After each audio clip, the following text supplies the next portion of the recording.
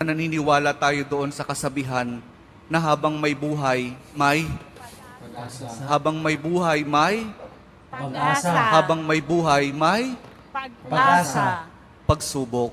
Dahil tayo katiwala ng Diyos, binibigyan din niya tayo ng iba't ibang klase ng pagsubok.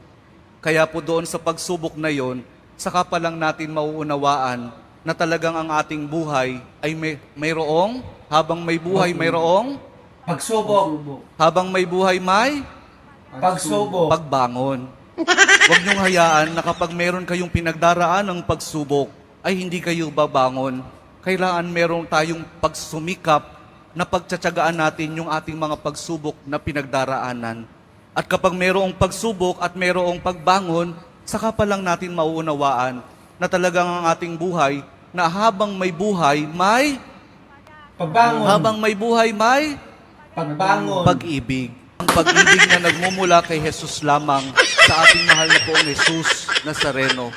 Dahil doon, kapag naunawaan natin itong mga bagay na ito, na habang may buhay, may pagsubok, may pagbangon at may pag-ibig na nagmumula lamang kay Jesus, saka pa lang natin mauunawaan at matatanggap na talagang habang may buhay, may